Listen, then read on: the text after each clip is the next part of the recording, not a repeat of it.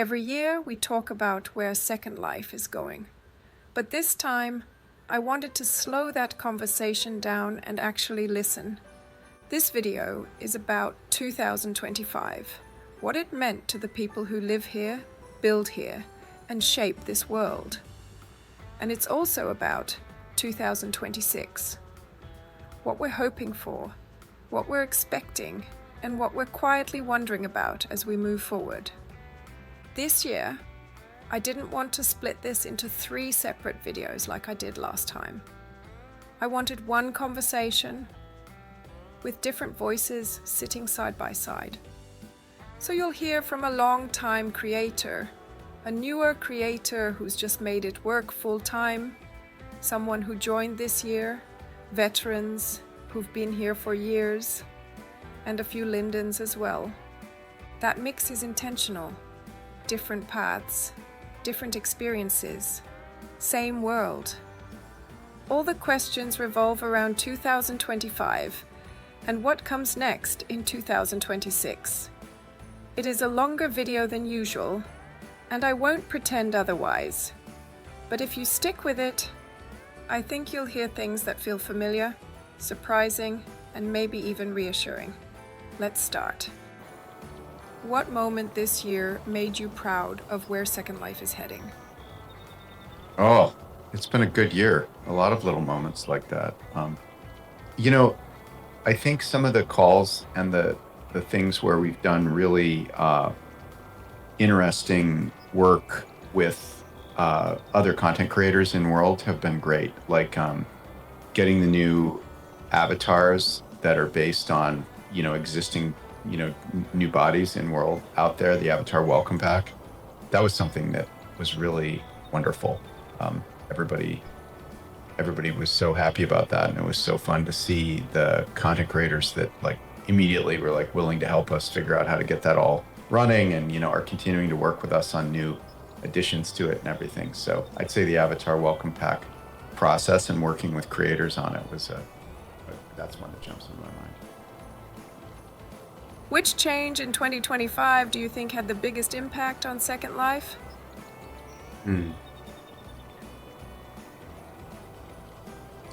Well, there's always kind of things that help the residents that are in the world now, and I think in that regard it's been getting a quicker tempo on shipping updates to the viewer, being more clear about what we're changing, and then working better and getting all kinds of help from the Firestorm team on keeping our viewer, in sync with what Firestorm needs.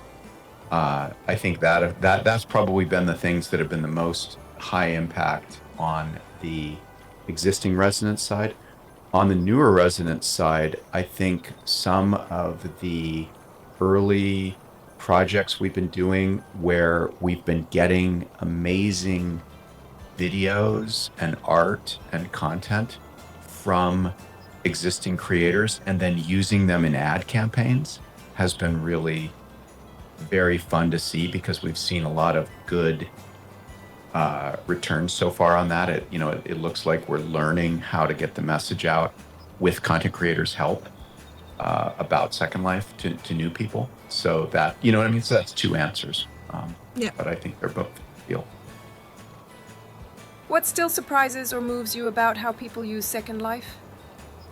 Well, when I came back after 15 years away, I was really delighted by how many different, interesting groups of people have evolved in Second Life to use it in very different ways. For example, accessibility for people with different needs, has grown into an amazing thing and drove some of our thinking around how to use voice, turning on captions that we're working on now, getting Second Life so that it's more broadly and easily accessible by people that want to use it. But when I started the company, and for those first few years, I always call it kind of the sandbox culture, where you hung out in sandboxes and you saw what people were building, and then you kind of made your friends there and you started working on derivative works of your own based on what you saw there. I think that initial culture, which was so beautiful, I mean, it was certainly one that I was personally a part of. I enjoyed being one of those scripters and developers working on things in the early years. That has been, Second Life has gotten a lot bigger in terms of the different types of people that are in the different groups in Second Life. And I was amazed to see that when I came back. But that initial culture of being creative together is also something that, it's the thing that I, remember the most as guiding Second Life at the start. If you could describe the state of Second Life in one sentence as we close 2025, what would it be? I think it would be hopeful.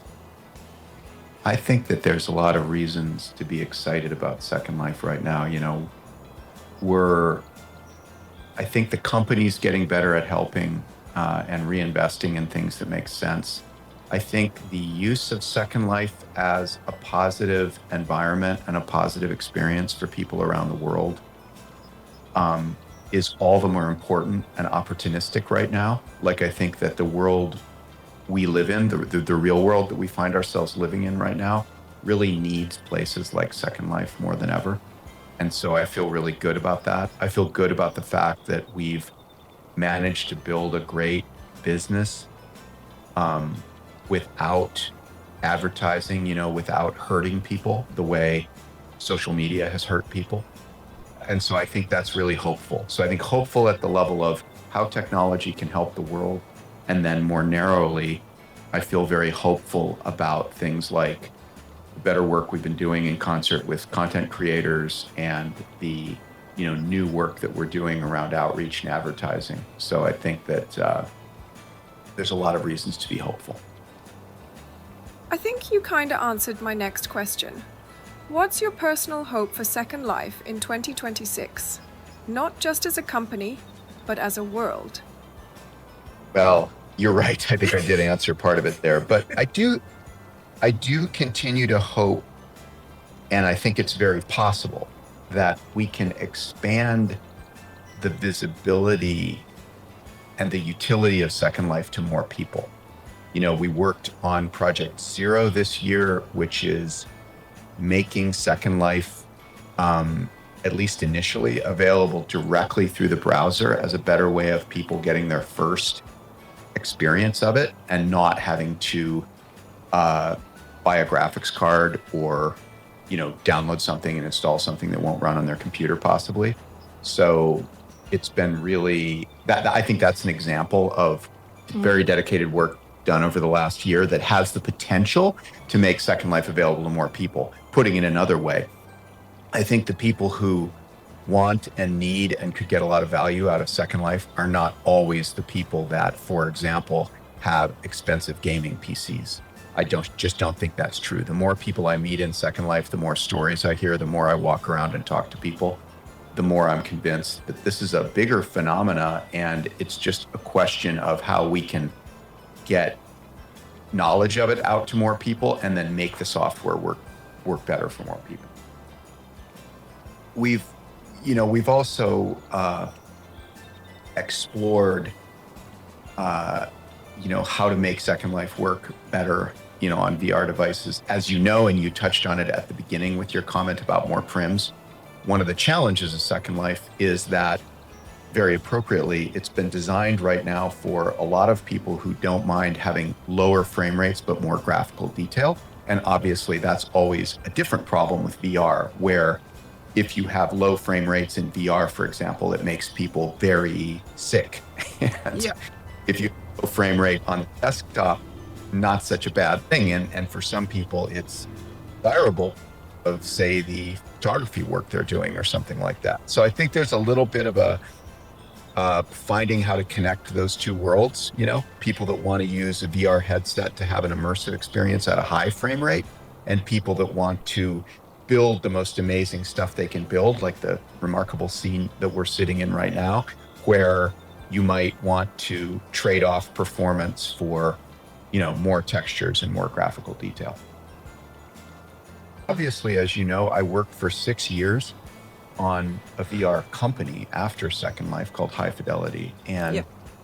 so we saw a lot of these problems with VR, and there are just so many interesting challenges to getting people into VR environments. Like one of the big problems with VR is that people, surprisingly enough, really say that they like the VR devices, but then they don't actually use them that much. So a lot of people have tried VR or even have bought an expensive VR headset, and a year later, they don't even know where it is in their house. You know, it's in a closet or something.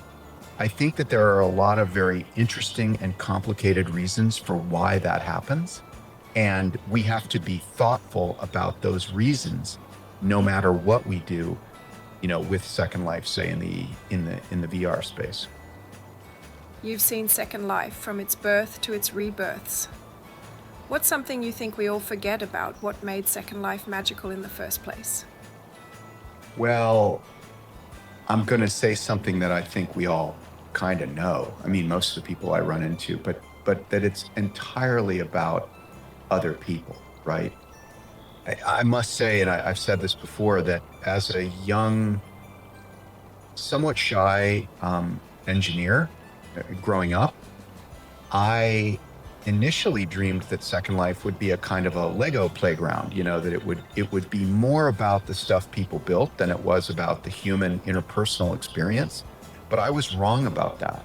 If you really look at what Second Life is, but I'll give you an example. We have a new team that looks at the data that's coming out of Second Life so that we can better understand things like, you know, how often people are crashing or whether they're able to find their way, you know, in their first few hours in Second Life, right? So we have a team that's looking just at that type of data. And this team was just kind of generating some new interesting statistics for the whole company that we could look at together.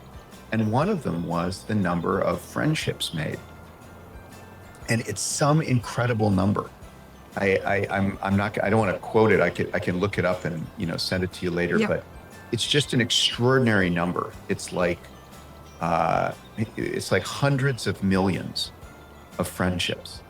And I think that's what Second Life is all about. The fact that it enabled those people who didn't know each other to do things together, to form businesses, to fall in love, to build together, you know, like the fact that we enabled that, people that didn't know each other at the outset to do things together, I think is the most important thing about Second Life. And I think it's easy to look at it as a kind of as a different experience. You know, maybe you look at it as an economic or experience, or you look at it as a purely artistic experience. But I think the fact that it's brought people together and that they've worked together to build the content that we see here, that's the thing that's just so incredibly important about Second Life. I'm enjoying your snowfall in the background there. It's very beautiful.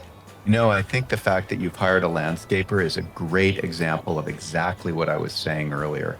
No world other than Second Life has that idea of like working together with so many people to build something beautiful. So the fact that you had a landscaper that helped you, and you probably had an architect, and you probably have furniture from a dozen different creators here, you know, like those things are things that you only find in Second Life. Hi, I'm Feorie Frimon. I am a Second Life resident. I've been here for about 18 years. I like to make how-to videos and make Second Life movies and build stuff.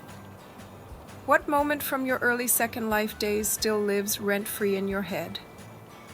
Oh my gosh, yeah, that one's easy. The time that I cross-posted a very private, intimate message to my partner at the time into a group chat. It was horrific. Rent-free, man, it will live there forever. What changed the most for you in Second Life over the years in a way you didn't expect?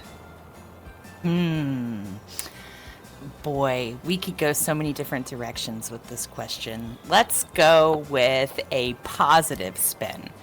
I like how I feel like this last year, Second Life executives, though fumbling at times, have tried to listen, I think, a little bit more to the residents, and that, I will admit, was unexpected for me. I thought that the pathway to the people that could maybe change things was closed off, and they surprised me a little bit this year.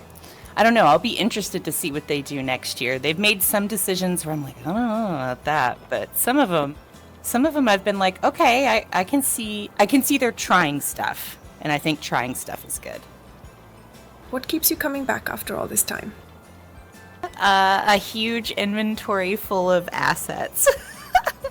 So I build here a lot to do like movies. That's like mostly what I do. And I'm so familiar with the system, and I'm so familiar with the people that it just feels like coming home. So it's hard to leave because I know it so well and I like all the people here. If you could revive one thing from old Second Life, what would you bring back? I would bring back the Magellan-style hunts that they used to do on the mainland back in the day. So a long time ago, the Lindens used to build, they're like basically like, you know, treasure hunts. Like if you were to go to an event and you can kind of like wander around and look for stuff and use clues. I think that they had more of like a cohesive plan about how they were going to get residents into the world and to stay in the world for a long time with things other than just like buy, spend, you know. There were things to do that were exploratory and interesting, and I think they should do those again because I think it kept people around long enough to create connections, and the connections are what they really want when they're here. What will you remember 2025? The thing that defined this year for you in world? This was the year that my film was shown in the Second Life cinema. So that was pretty cool to go and like sit there and like watch it on the big screen. That was probably my highlight of this year. What was your most only in Second Life moment of 2025? I don't know. Like, gosh, there's so many like weird Second Life-isms. I was playing with these lights on this build, these light arches that I had to make, and you know, land impact is crazy. So like you start with like one thing and it's like 1 Li, and then you like make it just a little bit bigger, and then it's like 72 Li, and this particular one did that. It was like 3, and then it went to like 86, and I barely made it any bigger. So, you know, only in Second Life can you have a light that's okay in this one place, and then if you make it a little bigger, it's not going to fit anymore. What's one thing you're excited to explore or try in Second Life in 2026? I'm going to try doing an event, like a big, like month-long filming event, and documenting it, like planning it from beginning to end. So it will end with like a how to make an event in Second Life video series, and also a filming event. So we'll see. We'll see how it goes. Any last words? 2025 was a really cool year, and I'm looking forward to my annual Second Life tradition of going to the Bay City Prim Drop, which is like a party they do every year to bring in the new year. So that'll be fun, and you should come if you don't have plans. You should come and hang out with us, and we'll do the Prim Drop, and they do like a little fireworks show, and it's cute. So yeah, looking forward to doing another one of those. I love the traditions here, and this place is like a little virtual home. So looking forward to next year. Hi, I am Brett Linden. I am the VP of Marketing at Linden Lab. And what do you do exactly?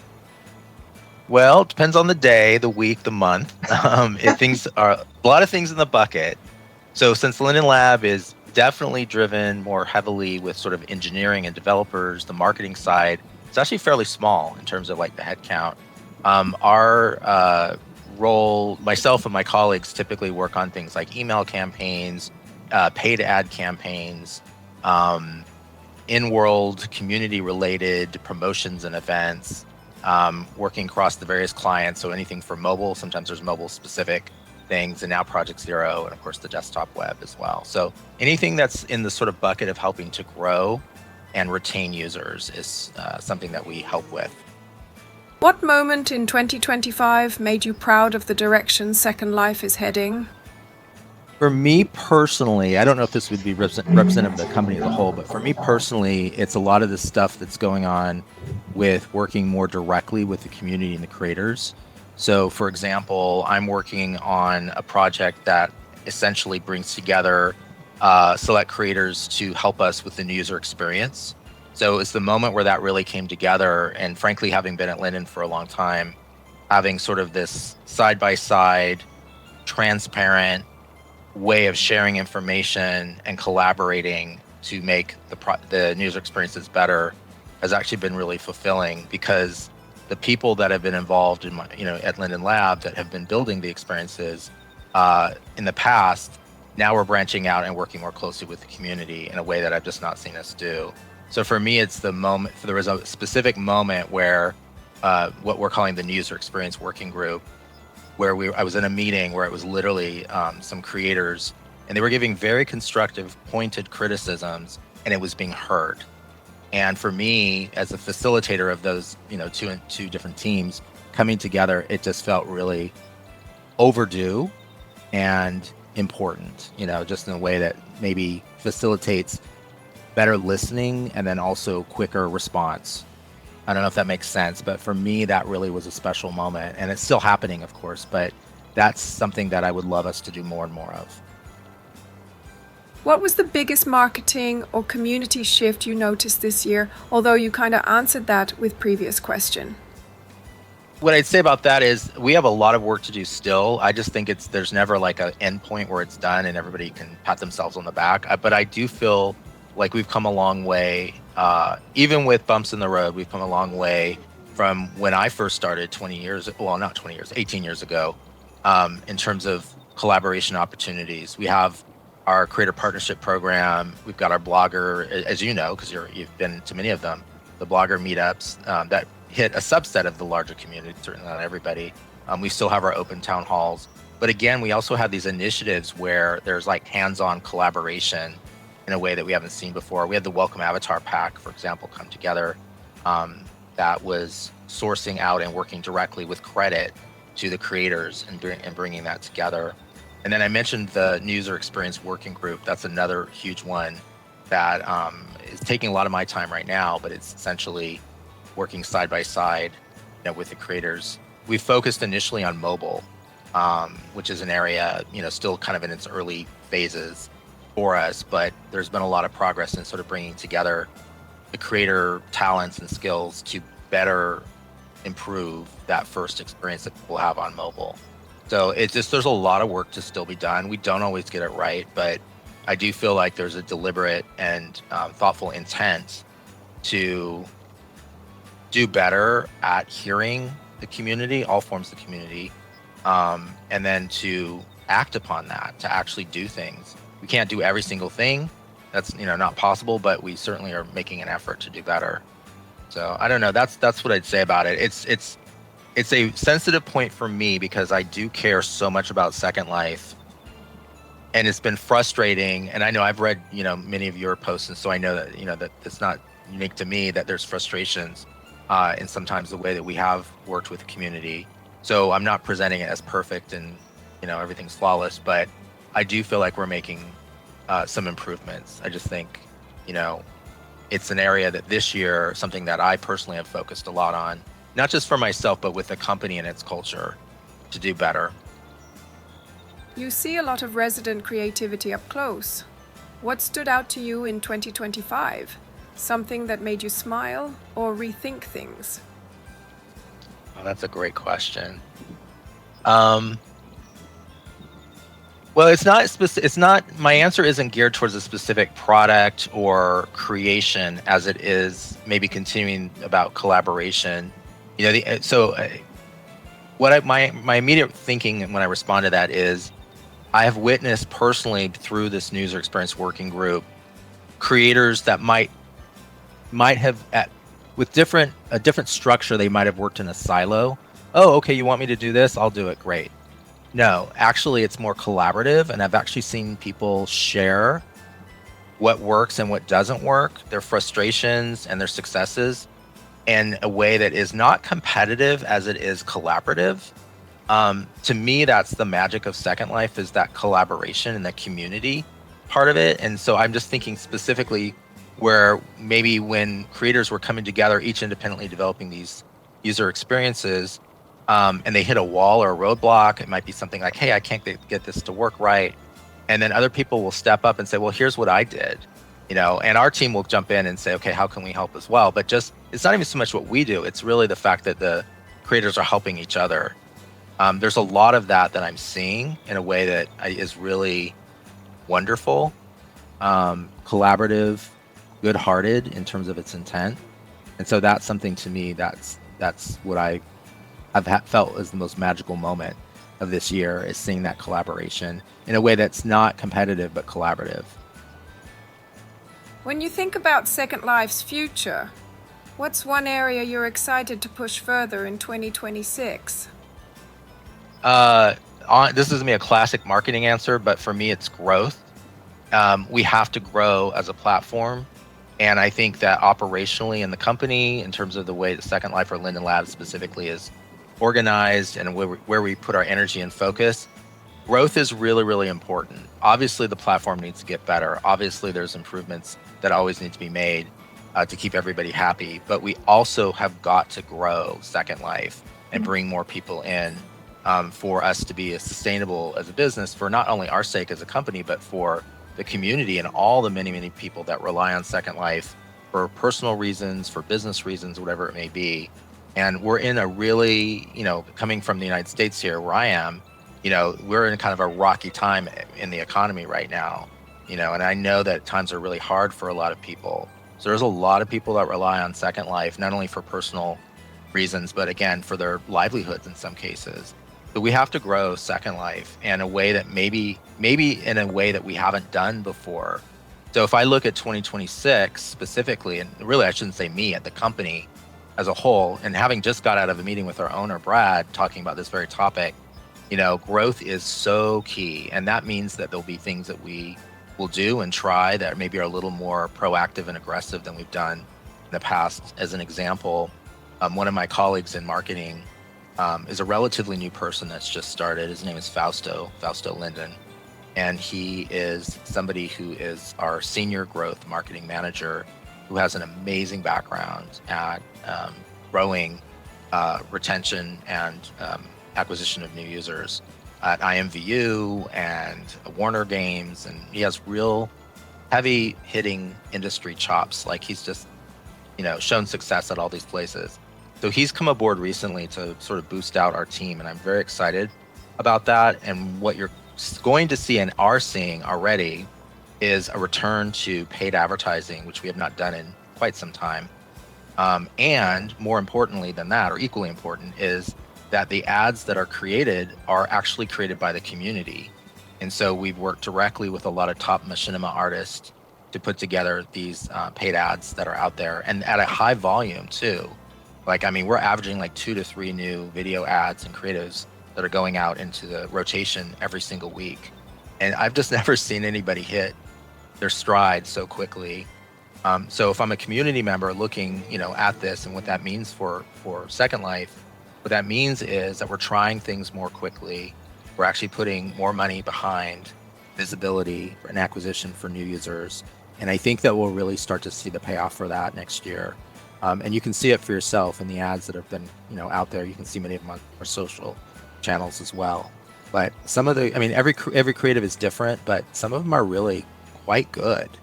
And they're not created by us, they're created by the community.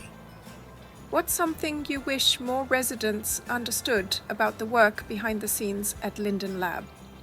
Biggest misconception, or maybe thing that I would want to emphasize, and not in a way to evoke sympathy or empathy, but just to be honest, is that we oftentimes get mistaken or misunderstood as a company that's larger with more money and more resources and people than we actually have. I think we do a lot with what we have, but we are a relatively small, non-major corporate, entity. Well, to some degree, you could call us almost like an indie studio. And, in the terms of heads count is quite, relatively modest and small. And I don't say that again to evoke, apologies or, sympathy or anything like that. But sometimes people are like, oh, well, can't you just do this and can't you just do that? And the reality is we only have so many, time, money, and resources and people, in the company. And that's hard to hear. And it's also hard, when you're in the organization, when you want to do a lot of things that frankly might be out of scope or out of reach, given the size of the company. We're not Electronic Arts, or Activision or Blizzard or, not that we're a game company, but just using those as examples of studios that create, types of services and stuff. For us, we're really small and scrappy by comparison. And so sometimes that's a strength that actually gives us more flexibility to do things that we would be sort of tied down on in a larger organization. But of course, the downside is that it means that we can't get everything done immediately in the way that everybody would love to do. And that's frustrating for me as an employee, but also I'm sure for community members. So that's my biggest sort of pain point, I guess, or misunderstanding that I think is out there. What's one thing in Second Life you still can't explain to your real-life friends without sounding slightly unhinged? Well, it still blows my mind that there's whole cultures in Second Life that the mainstream or non-Second Life community people would not quite understand or grok to, although maybe they're coming around. I mean, just the idea, I've been here long enough that the idea of sort of a virtual culture and virtual society, 18 years ago, people would have just went, huh? They would have scratched their heads and just not even understood that. I feel like that now has kind of emerged. We've been so ahead of our time, that into the mainstream. But, still there's things that go on in Second Life that you're like, this is so crazy, but it is so Second Life. And sometimes those things are just maybe things that might be out of the life experience of somebody in the physical world. I still find it interesting that there's like virtual families inside Second Life and pregnancies and, people can actually have babies in Second Life. And, and it's so meaningful for so many people, but people that don't understand that phenomena and the emotions behind it inside Second Life and the meaning, I think might misunderstand it and or, scratch their heads at it.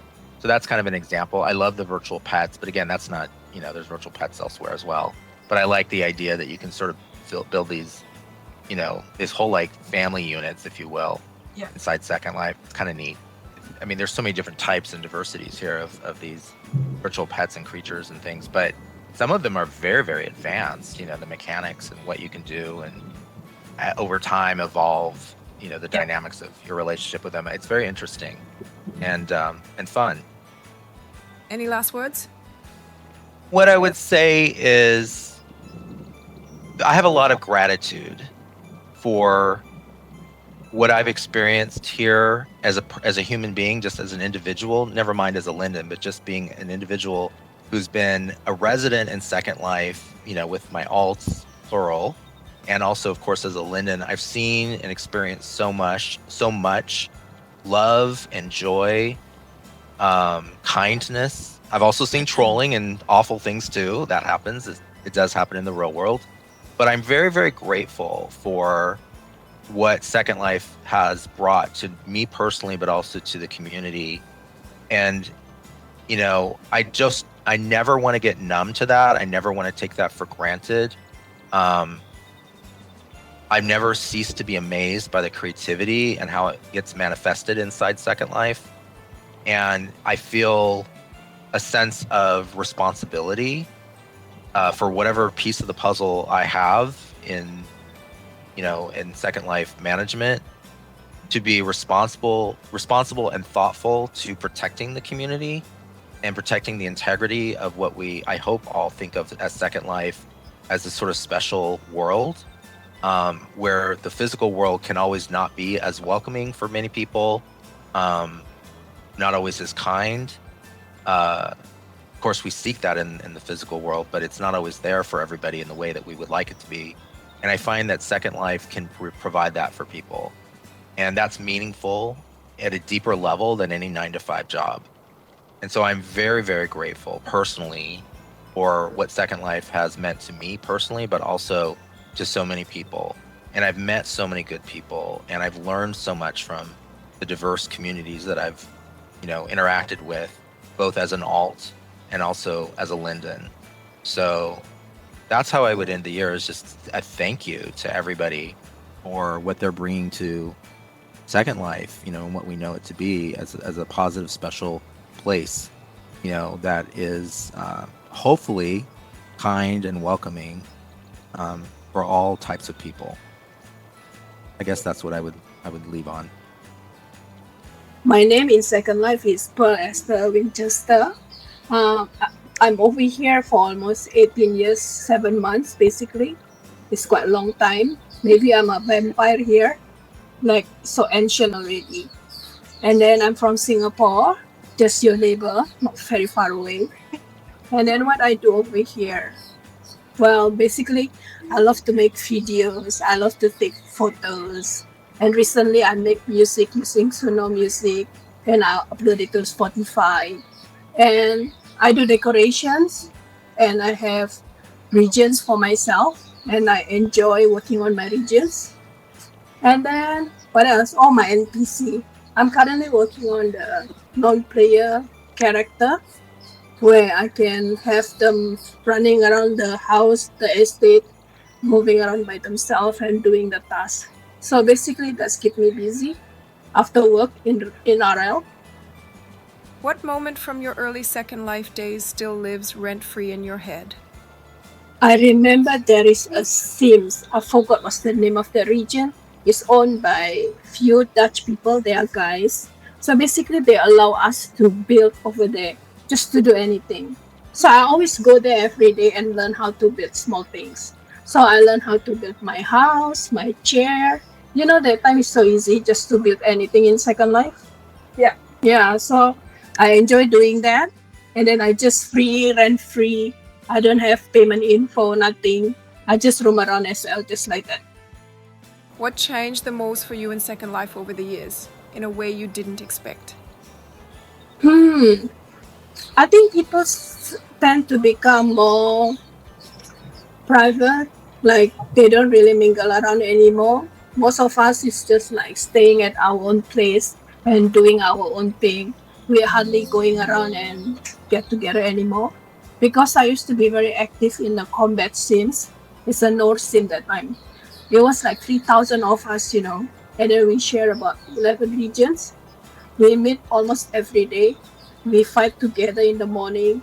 We fight together at night. So it's just like so happening. The bonding as well. And then the trust that we have among each other. So after that Sims gone, we are all like, going all over the place, and we hardly keep in touch anymore. Then after that, everyone start doing blogging. Most of them become blogger. And then once the blogging kick in, it's the shopping habit. And then after that, people just by themselves. We hardly going out together anymore. What keeps you coming back after all this time? I guess this place allow me to build my dream or my fantasy or my story that I want to tell. You know what I mean? In the real life, I depend with other people's, to get the things done. I have restriction. I have a certain purpose, certain responsibilities. Whereas in Second Life, you're basically the king and the queen of your own region or on your land. And then you can decide what you want to do, what you want to make. I guess that's what it is. The freedom to create something. If you could revive one thing from old Second Life, what would you bring back? The combat sim. I love the combat sim. I love the fighting spirit, the skills, the leveling up, the team. And I think SL also getting so laggy for combat. To actually pull up your weapon, it takes so many scripts and everything. So it's no longer feasible to do combat. And then a lot of modern games are more attractive when you want to do fighting. So this is not the place anymore. What will you remember 2025? The thing that defined this year for you in world? 2025 is a year for me to learn.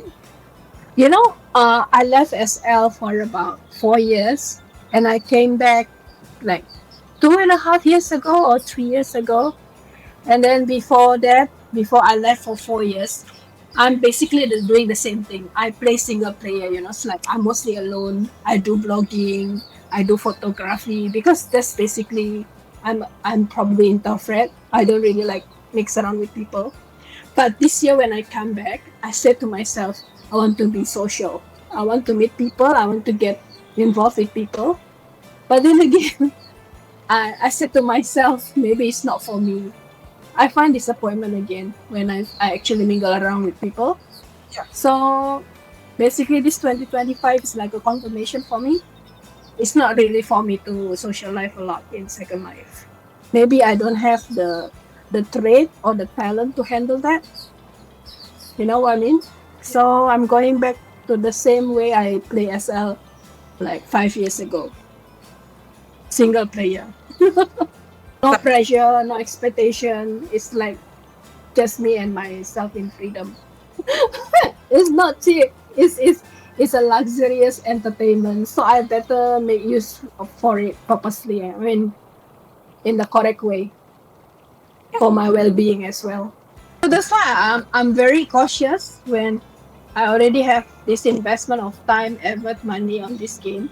So I should really treasure the time and the effort I put in. I'm not gonna let something else to actually destroy my fun, you know what I mean? What was your most only in Second Life moment of 2025? I think I can say this. Elon Musk always say that one day we will live with AI or robot or things that we can control remotely, and they behave like human, they interact like human. So I'm already doing that in Second Life basically. I live with my AI chatbot. I talk to them. I already know how this thing works. I already know how to talk to them. I already know how their thinking process, you know what I mean? So it's like a lab for me, to actually single proof how the life could be in the future. If that makes sense for you. And do you think it's a good life? I think yes, in many ways, especially because at work, right? I handle IT a lot, so I talk to IT guys. So my conversation, my vocabularies are mostly in tech term, And then when I come to Second Life, it's like I'm balancing my brain between the left and the right. During the day when I work, it's really like my left or right brain, is it? The logical one. So when I come to SL, it's more into my creative one, my aesthetic side. So with this bot, they actually help me a lot, in terms of ideas, and then in terms of vocabularies, the beautiful vocabularies. I learn a lot from them. What's one thing you're excited to explore or try in Second Life in 2026? I'm actually interested with the new script that is coming out. What do you call it? The Lua, is it? Yeah, they will reduce the lag a lot in Second Life. So I want to explore that, and if I can actually use that for my bots. And then I want to be more organized with my vlog, my video blogging. So I want to have a better planning, better coverage. Like in Second Life, right? They have this group that they share when there is a new restaurant in Second Life. And then it's not many people are actually exploring this restaurant in Second Life. And then they are like RP restaurant that when you sit there, you eat, you have to pay. Yeah. So I want to cover them as well in my blog. Probably I will go there and make little videos about the restaurants, because some of the restaurant is really well done, It's really beautiful. And then not many people like exposing to this side of SL. So I probably will explore that side also. Right, my name is Denise. I've been in Second Life since Valentine's Day 2025. I'm based in the Dominican Republic. What made you click create account in the first place? Well, over the years, I'd heard a lot about Second Life. Not all of it good, if I'm honest. When I was playing MMORPGs and, other online video games, people kept mentioning it, but it was usually not related to role-playing, which is what I was interested in at the time. So I ended up, going through my online life without ever setting foot in Second Life because I figured it was a very specific kind of environment that wasn't conducive necessarily to roleplay. And as I learned more about the platform, because I had role-playing partners who had been to Second Life and they started telling me everything that was possible, I decided to give it a try. It took me a long time because this is actually my first character, so I only started in February 2025, and that's why I decided to do it. I had already been through several online games with their roleplay communities, but I wanted to try something fresh. And, this was sold as the ultimate sandbox where you could do just about anything, so I was curious what I could find as far as role-playing here in Second Life. What was your biggest wait what moment during your first week? Well, the thing is, I was used to MMORPGs, and they are a very curated experience. And when you start in one of these games, there's a starter experience that's meant to guide you through the basics, and it takes you through the noob zones or whatever, and then you get tossed into the main world, but you have quest or you have a direction. Like, you always have this next thing that you need to do. They might call it a main story quest, it might just be quests in general. There's always something that you have to be doing. You can take pauses, you can roleplay, you can do whatever, but there's always a goal. And I think the biggest shock to me when I came to Second Life is how unguided it is. Like, even the starter experience, it was something straight out of the early 2000s. And, and I got into the starter zone that looked super dated. I almost felt like I was playing one of those emulators of old console games. And the controls were completely foreign. The interface was very clunky. So to me, it felt very foreign. It took me a bit to get used to it. I had done my research, so it probably wasn't as shocking as it could have been. But even with the research, when I got into it, it was surprisingly clunky. What part of Second Life felt the most confusing or overwhelming at the start? It was very confusing, to be honest. How you found the people that you were looking for. Like, when I first got here, I wanted to roleplay, right? And I had done my research about how to create my character, and I knew the stores that I had to go to, and I, through those videos, kind of had an idea of the mechanics of it, right? Like, right-click this, never, add, never wear. Those kinds of things I kind of learned through watching videos. Second Life University was especially useful for that. And even though they were a little old, they still did the job. So I kind of knew what I had to do there. But as far as finding people that were role-playing, it took me about a month to find the first few sims that had people. Like, I found a lot of empty places that felt like ghost towns, and I started to feel like I had missed out. Like, a lot of the people who were doing what I wanted to do had already moved on from Second Life, so I was too late. What's the moment you realized you might actually stick around? Well, first of all, I thought I've always been someone who, in video games, I've always tried to mod them. Like, for example, when I played Skyrim, I enjoyed modding, my playthroughs. The same with Fallout 4. I was big on those games, not because the games were good necessarily. I mean, they were Bethesda games with everything that entailed. But I enjoyed the modding community and being able to customize the experience, and you could basically make it into a different experience entirely. And I wanted to do that kind of thing, with MMOs, and it wasn't possible because most of them have competitive aspects, so they don't let you mod, at least not within their terms of service. So anything there was super rough. It required, breaking the rules, so I was iffy on it. Whereas, I came to Second Life, and here you have a platform that is completely moddable, and everything can be customized, everything can be changed. And honestly, it was addictive, like seeing all of the options and, seeing that you can make your character look the way you wanted them to look, because chances are if you can think of it, it's already been done, and there's someone who's selling it. So I'd say that when I saw how customizable everything was, I knew this was a place to stick around. And especially once I started finding communities of like-minded people. That's when I think it actually clicked that this could be something I would be doing long-term. Was there any moment you felt like quitting? Not yet, to be honest. I mean, I would say after maybe the second month, because I still hadn't quite found what I was looking for. You know, I found a lot of dead Sims and, you know, communities that were empty, and finding people who did what I do was difficult. Because I think we've discussed it in the past that there's two types of people here. I would say within people who quote unquote role play. You have people who create original characters, you know, and it's like there's Denise the player and there's Denise the character, who are completely different people. You know, Denise is kind of like a character in a movie show or in a TV show.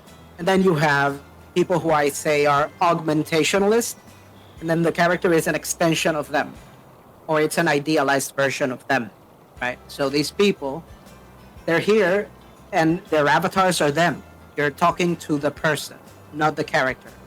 And they still do a form of role-playing. So to me, it was super confusing. And I started thinking maybe this is just a dating sim, you know, and people are here to meet people and date them and get with them. And nobody's actually here to do role-playing and write stories. So yeah, there was a period when I thought I might be vastly outnumbered here and it might not be worth sticking around. But, you know, shortly after, I actually found a community that kind of fit the bill. And then from there, I found a few more and on and on. What's one thing you're excited to try or understand better in 2026? I'd say, honestly, just to my surprise, even though it's a niche community, people who roleplay are still starting new sims. There's actually a sim called Orcrest that's been taking off, and I haven't gone to it yet, mostly because I haven't found enough clothing options that fit the theme of the sim. It's kind of medieval / fantasy, and you know, and I still haven't found stuff to my satisfaction where I would feel like I can actually put a character together for that. But so that's something that I'm looking to find more of, and I'm sure it's out there. It's just that I haven't found it. I mean, I've only been here since February, so yeah, it's gonna take me probably a bit more time. But I'm looking forward to finding that and seeing what else people come up with. This is a very creative platform in general, so there's a lot of new stuff happening. It feels like if I compare it even to what I knew in February, I already know about a lot more stuff, and I figure I'll only keep finding more. So, yeah. What was your most only in Second Life moment of 2025? Did you have one? Well, I mean, I guess I've had a couple. None that are like super salient, but I did do that once. Like, I was trying to unpack a purchase, and you know how some of them still don't have the auto installer things where you just get like a 2D HUD on your screen. It rests the item on my hand, and it was a building, and yeah, that was a little awkward. But I kind of failed the whole simulator with a giant building. So that would be one example. In another case, while I was role playing, actually, I wanted to take off. I had like a little hat, kind of like the one I have on right now.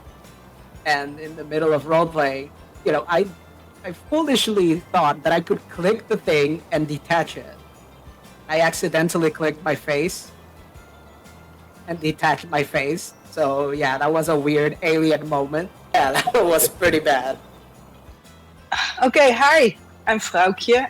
I'm the creator behind Dutchie. I design interactive furniture and experiences in Second Life. I've been doing that for 17 years, and about 13 of those full-time. This is my job. And I'm based in the Netherlands, in Europe. What's changed the most for you as a creator over the years in Second Life? The biggest change, I guess, is that I'm doing more and more myself. I started out using even full-perm sculpties. Back then, you still had sculpties. Then I learned it myself, went over to meshes. And now the same thing with animations. I used to buy them full perm, but I'm making them more and more myself. So the learning process and doing more and more of the whole process myself, I guess that's the biggest change I go through. What's one thing you made early in your career that still makes you smile or cringe? making adult furniture. Sometimes you judge, sometimes people find it a bit, but it's like only 15% of my content, but it makes 85% of my income. I can make a chair and make a PG and an adult chair. And the adult chair sells 3, 4, 5 times as much. Plus, I get way more money for that because there's all the adult animations in it. So I don't regret it at all. Sometimes it makes me a little cringe, but usually I'm just so happy I took the step. What do you tell people in real life about your job? I tell them I'm a 3D artist, that I work in virtual worlds, that I make little three-dimensional houses and furniture and the animations for them, and that I put in them. And then if they want to know more, then I tell them about Second Life. But that's how I describe my work. I don't hide it either. I mean, but I start out with explaining I'm a 3D artist because that's basically what I am. I make experiences. And not only for the adult things, but also if I make a dining table, it's a full meal that you can have with your friends, where you chat, where you get drunk and all those. Yeah, so I feel I am a 3D artist that creates virtual experiences. What kept you creating year after year, even when the platform kept evolving? It's the best job in the world, I swear. I have complete creative freedom. It's half play, it's half work. In the morning I get up. I don't even have to get out of my pajamas, and I walk to my PC on the desk, have a cat on my lap, and get working. I would never. I'm gonna be the one that turns the light out in Second Life. I'm never leaving. I love it here. What was your standout moment in 2025 as a creator?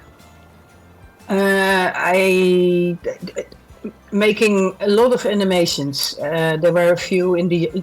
I think you saw my yoga mats and my gym sets with the exercise mats, and there was a lot of my own animations. And in that respect, I'm not as experienced as with the meshes and the textures But those, I think, were my best work of this year, and I'm very proud of them, of the whole set. What do you hope 2026 brings for the creator community in Second Life? More customers. I see the Lindens now advertising really strongly, and I love it. I see their little advertisements on TikTok and other social media, and it's awesome. It's going to be a while because new visitors, of course, don't translate immediately to new customers for us, but in time that will work. And there's not that many virtual worlds left anymore. I mean, Meta is now kind of stopping the investments. Second Life is a really special place, and more people deserve to find it and to enjoy it. So that's what I hope for us all. More customers, more people into Second Life, growth. Do you see a difference since the new ad campaign from Linden Lab? Actually, yes, I do. I see more noobs in my store, which is, sometimes great, sometimes not so much. But yeah, I do see more and more really newbies, like 0 days old or just a few days old. And they find my shop and then they hang out there. Like when I came to Second Life, I didn't know how to teleport. So the first place I landed, I was stuck for like 3 weeks. And sometimes I see that in them where they come back every day, like they can't go anywhere else. But yeah, I really see something happening for sure. What was your most only in Second Life moment of 2025? Actually, after being almost 20 years in Second Life, tried to wear my whole inventory. And my whole inventory is like, you have no idea, like all the textures, all the half-made mixtures. So I literally had to go to an empty sim and try to... Oh, there was another thing. You know, Subi, the maker of these cats. You have to, if you want to exchange something, you have to give them the object back in a box, and then they return like this cat to you. And I think I put like 20 folders in there or something by mistake. Second Life is not easy. How did you attach your whole inventory? Yeah, it was... because as soon as you do that, you are like frozen with lag. Like, I don't even know how I did it, but I had to go to a completely empty sim and take off things in parts. You know, it took me like hours. It was a nightmare. Any last words? I'm just really grateful for all the customers that supported me over all these years. I'm really glad I can make my work for them, and especially that there are people in Second Life who care about quality and about immersive experiences and not just about how things look. So I'm really thankful for the audience that values that and that keeps me here. Without them, there would be no Dutchie. I'm cool. I in Second Life, I guess now since 18 years. I took a 10 years break, and I'm a designer since 2 years with my accessory and fashion brand GHB. What made you click create account in the first place? Well, that's a very delicate question. My mother, actually. My mother was in Second Life and I was curious, and so I kind of joined back then. What was your biggest wait what moment during your first week? My wait what moment was like, wait what? I can earn money by camping, by sitting there and scrubbing someone's floor? And that was crazy to me. So back then I spent a lot of time like sitting there a whole fucking day to scrub other people's floor to earn some 10 lindens so I can afford it someday some nice hair. What pushed you to take the leap from hobby creator to doing this full time? I love to kind of be creative, and there were, for me in the beginning, like the need of things I was not able to see in the marketplace or at other creative stores. So I was like, okay, I created myself for myself. And then, I don't know, it kind of slowly became more demanding, and I was in the lucky position that I was able to decide I focus on it full time, and that's what I do now. It was, in this case, I would kind of say like I'm kind of privileged that I'm in this situation where I can kind of focus on my store in Second Life. But of course it is actually, yeah, that I still love and have a passion to create, and that I also love to learn new techniques and programs. So yeah, that's it. What was the moment you realized, I can actually make a living from this? There was this moment where I kind of realized that when I pay like cash out, that it's actually enough to kind of pay my rent. That was the when this kind of happened the first time. I was like, oh damn, that's actually fucking real. What part of the creator journey surprised you the most this year? I guess it's a lot of things. I mean, what I kind of personally realized this year with a few things I tried out and stepped out of my, let's say, comfort zone. I just realized that some things are actually easier than it kind of looks like or everyone tells you. And I hope that also, in this case, kind of a lot of creators that maybe watch this interview, whatever, will kind of see that and realize, yeah, that a lot of things are way easier and that they kind of just jump into it and just creating as well, because it's sometimes easier than it looks like.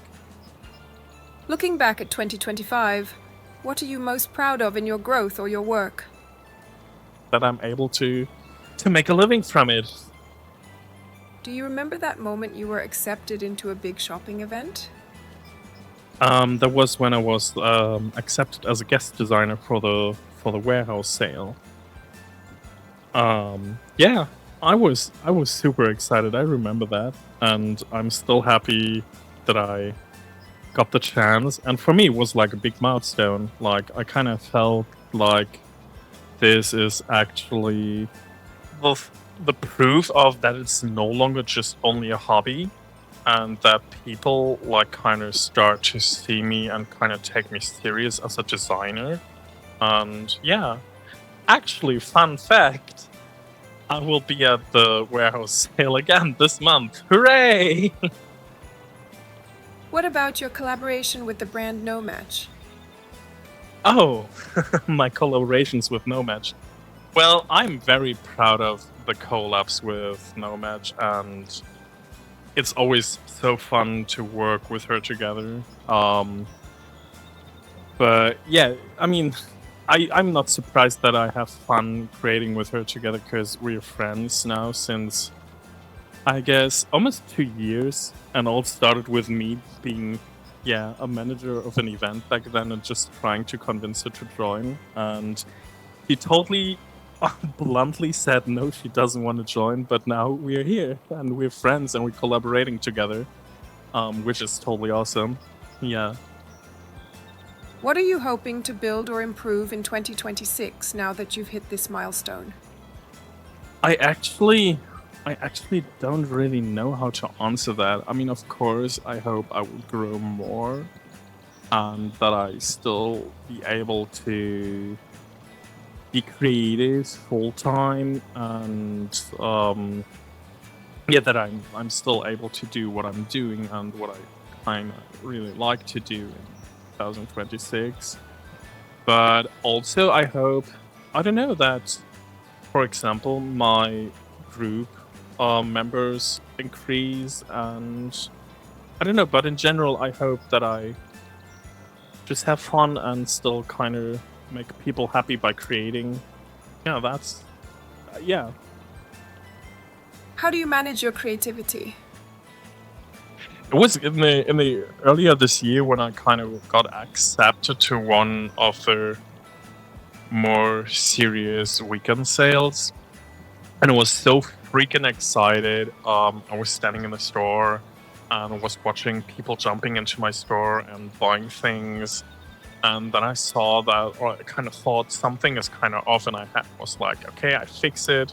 Because in my head, like, my OCD kind of was triggered because it was not symmetrical or not aligned up with the other stuff. So I tried to fix it and accidentally took my whole building into the inventory. So the people teleported in and fell thousands of meters down. I immediately fixed it. It took me just like 1 or 2 minutes, but it was so freaking ashamed that I immediately went offline. I'm so glad, only possible in Second Life. Imagine you go shopping, you go into a mall or something like that, and then the whole building disappears and you fall down. I'm glad that's not happening in real life. Since then, I try doing the weekend sales to not be near my store. Any last words? Yeah, I want to thank in this case of my whole friends and family, RL and Second Life,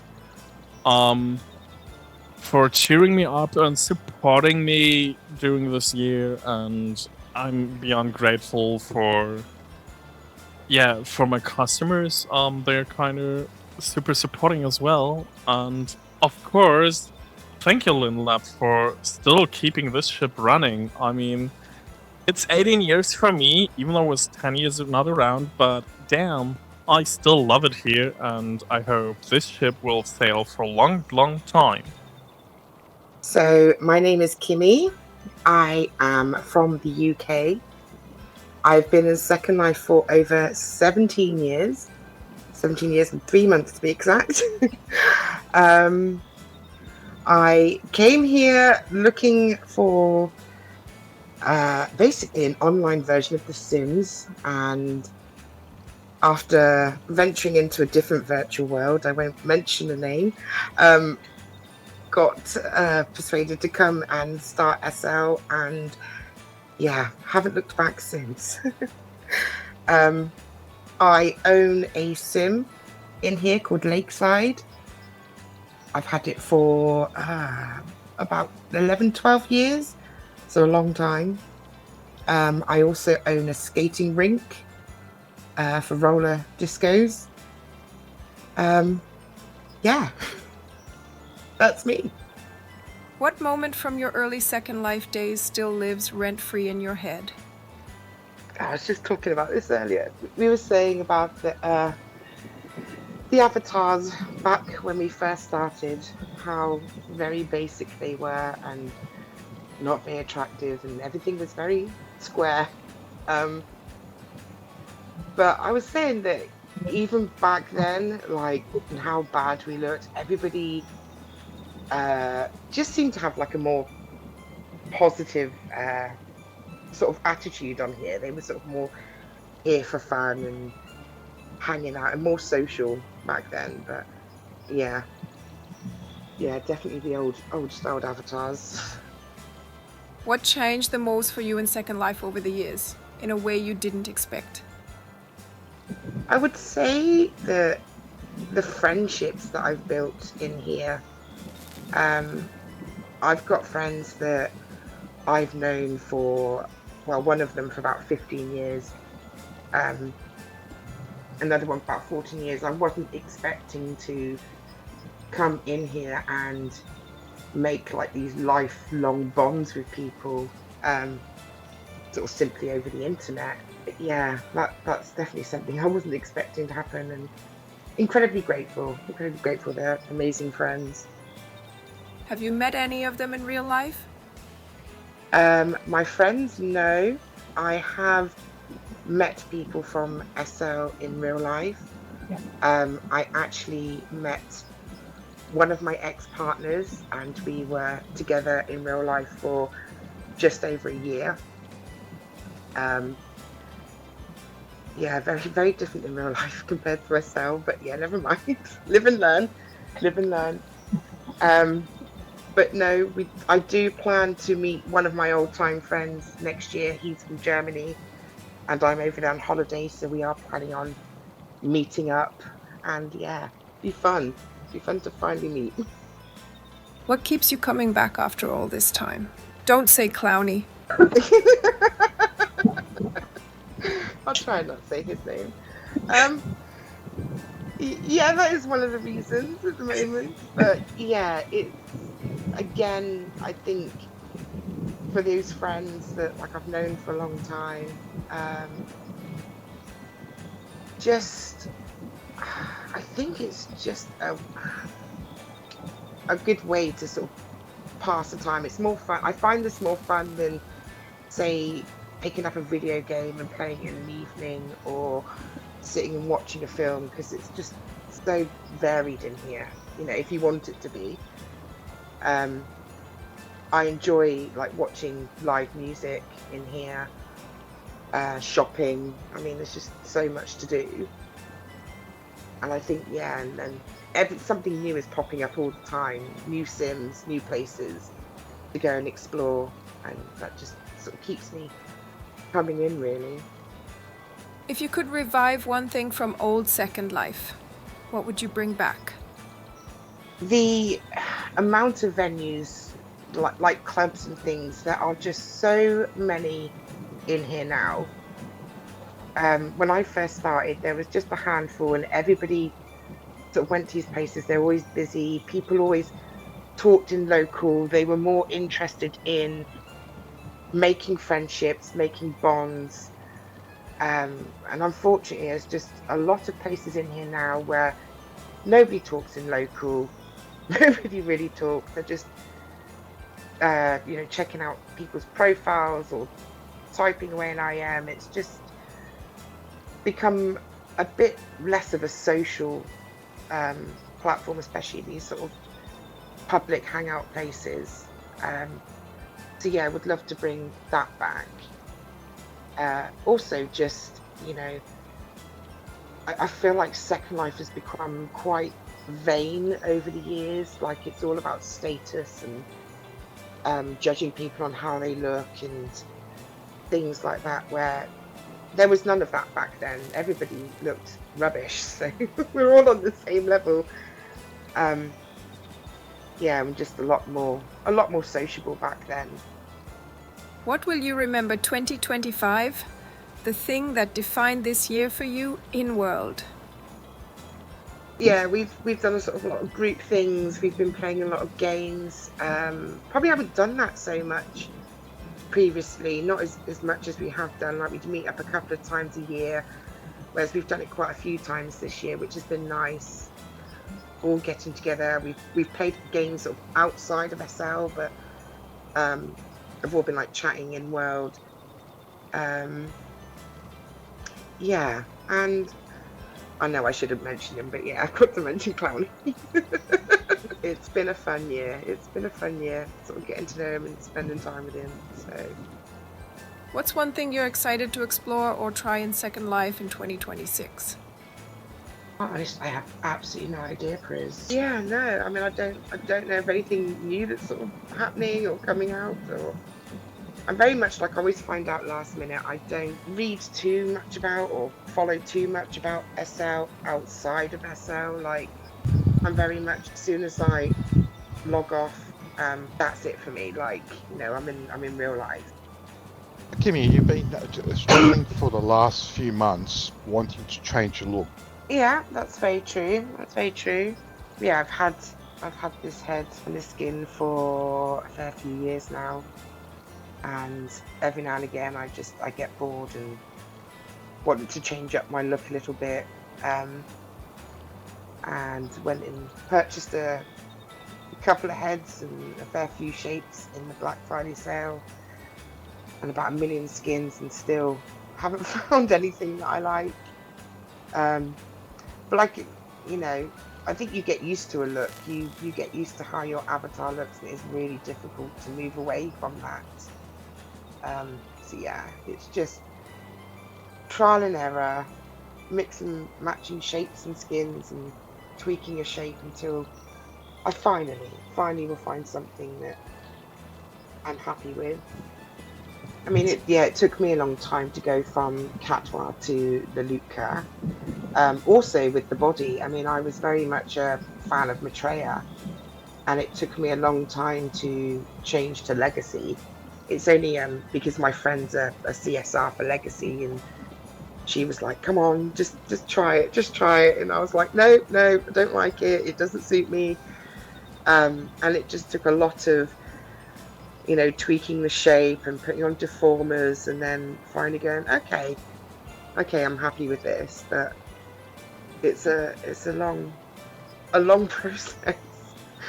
I'm very much like, you can buy these shapes and things, but I like to tweak and sort of not follow a style card to create my own look.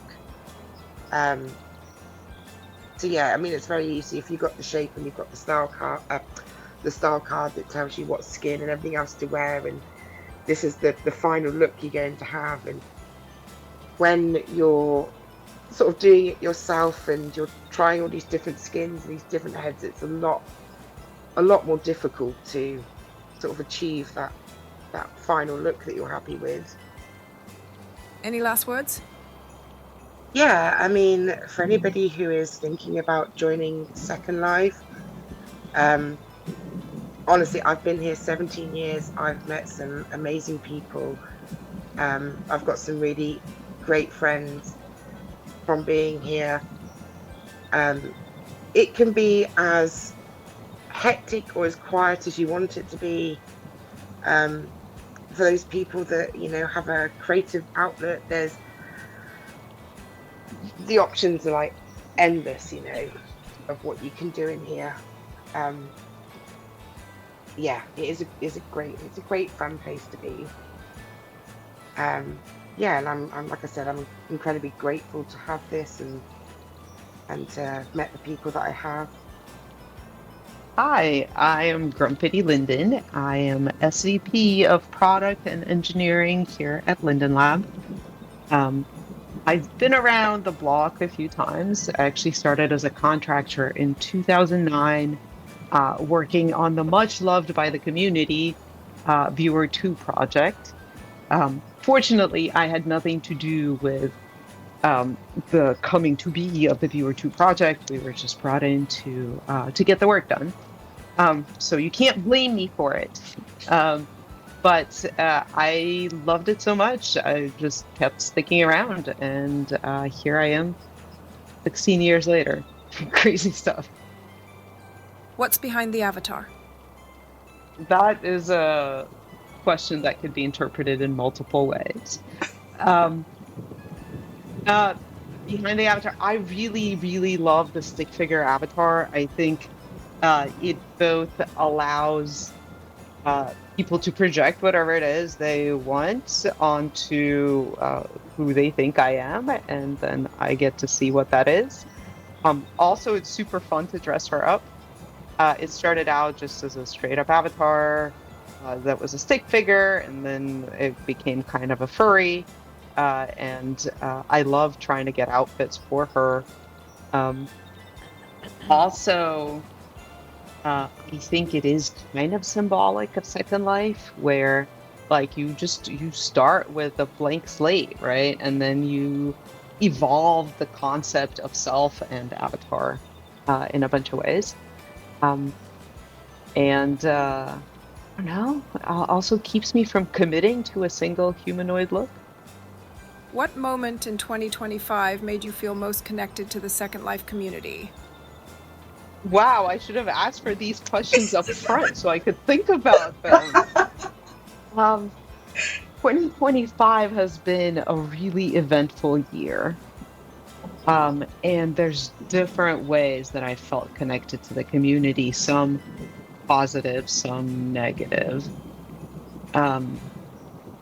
Like, you know, some of the biggest warm fuzzies that I always get is when I hear people talk about their Second Life and what it's meant to them and how they met someone, how it saved their lives. And like, this is the lifeblood for Linden's, right? Like, this is the stuff that keeps us going. We share it in a channel where someone, you know, reaches out and tells us what a huge impact Second Life has made on them.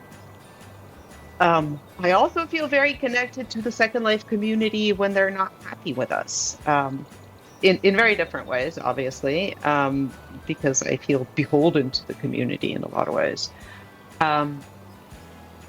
There were some rough times over this year where we had to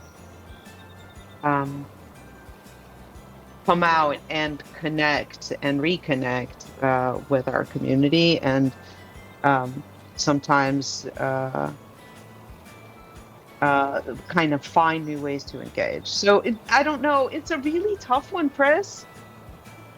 You should have given me like 24 hours to come up with the best one. Wow. But you know what? I'll tell you my favorite event of the year, and it's still coming. And that is the snowball fight. That is the time when I get to connect to the community and they get to throw snowballs at me. You interact with residents. What's something they said or did this year that stuck with you? I don't have a quote off the top of my head because you didn't give me the questions ahead of time. But I'll tell you what feels amazing is when we have conversations with the community and the feedback that we get is sometimes really passionate, but is very clearly from the same side. Like, I never feel like I'm on the opposite side of the barricades from our residents. It always feels like we're in whatever we're trying to get done together. And that if we just give our residents enough information to, for example, understand why we're doing something, they will be on our side because we're actually in it for the long-term well-being of Second Life as a platform. When you look at how people use Second Life creatively or socially, what still surprises you?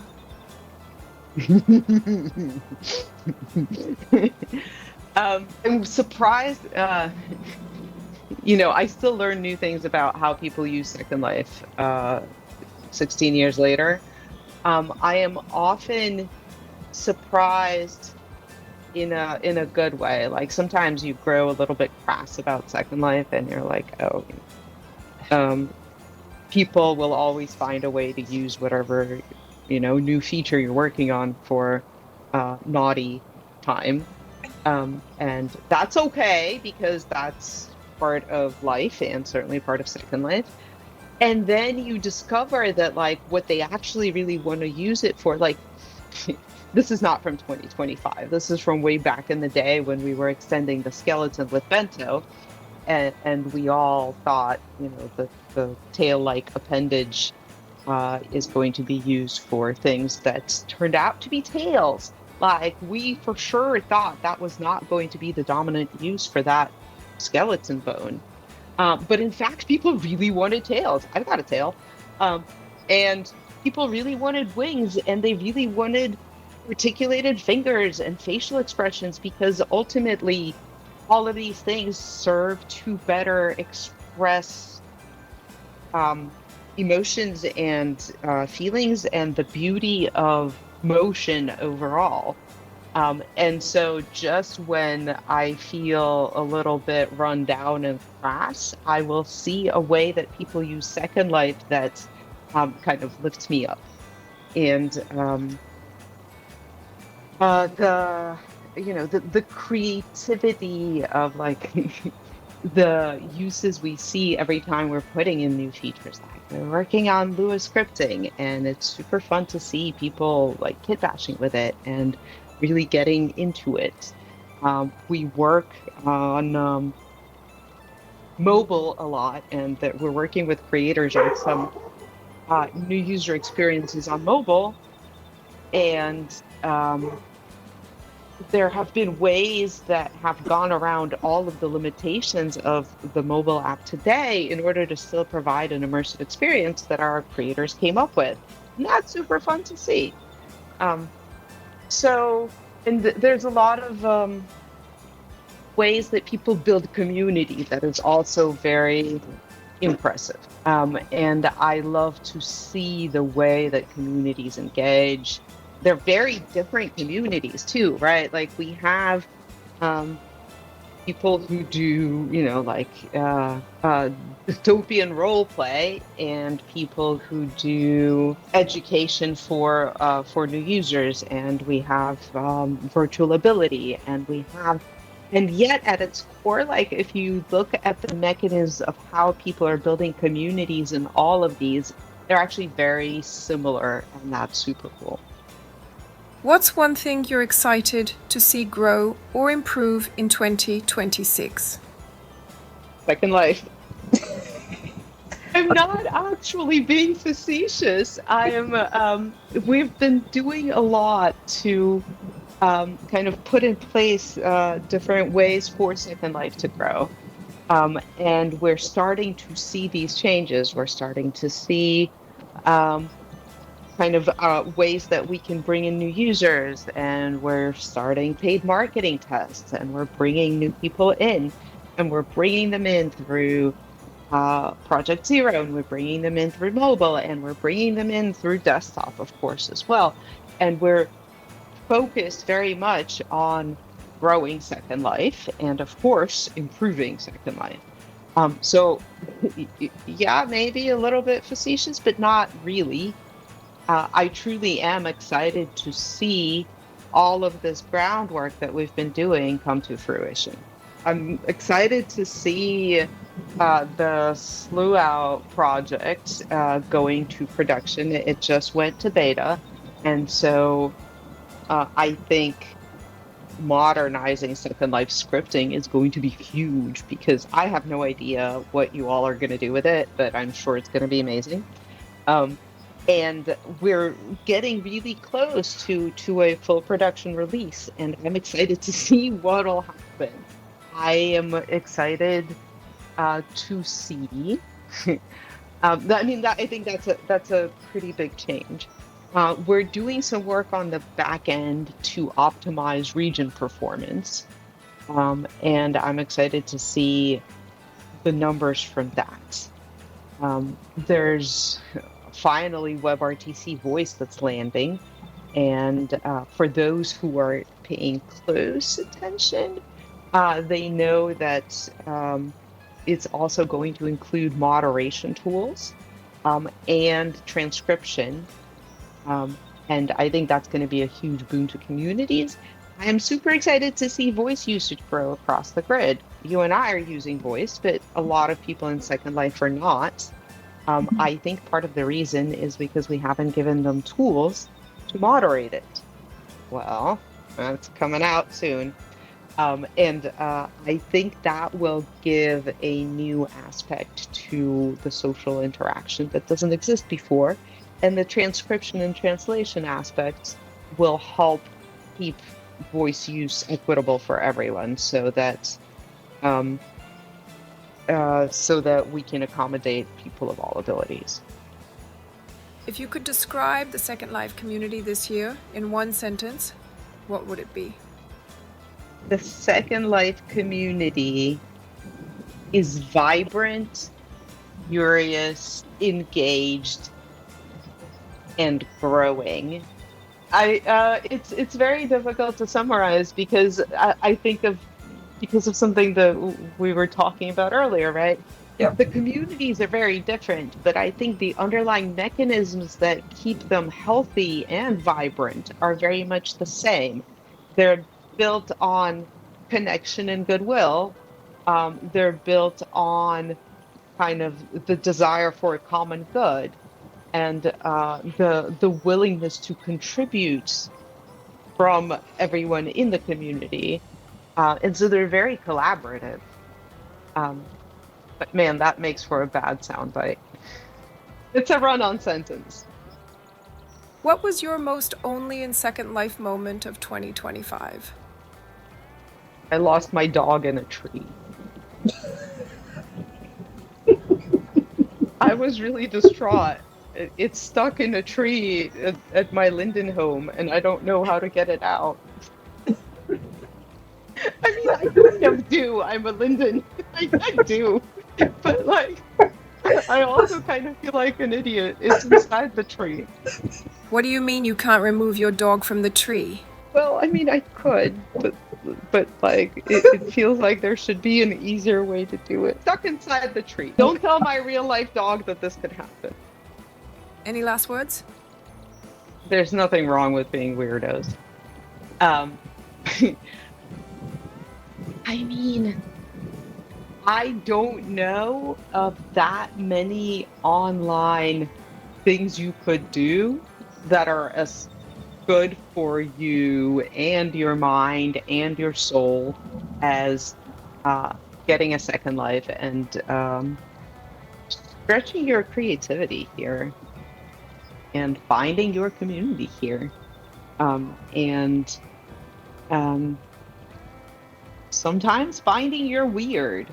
Finding out that you're okay with being weird is okay too. But yeah, I mean, Second Life is a pretty big tent. It is very much what you make of it. That's difficult to grasp when you're just starting out, because that doesn't help you find direction. People who really know what they're looking for already know. But if they're just kind of curious, it takes a minute to figure it out. But yeah, there's eventually something for everyone. Before I wrap this up, I just want to say thank you. Thank you to everyone who took the time to sit down with me and share a piece of their year. Time is the one thing we all never quite have enough of, and I genuinely appreciate you giving some of yours to this. And a special thank you to Philip, Brett, and Grumpity for taking the time to talk with us as well.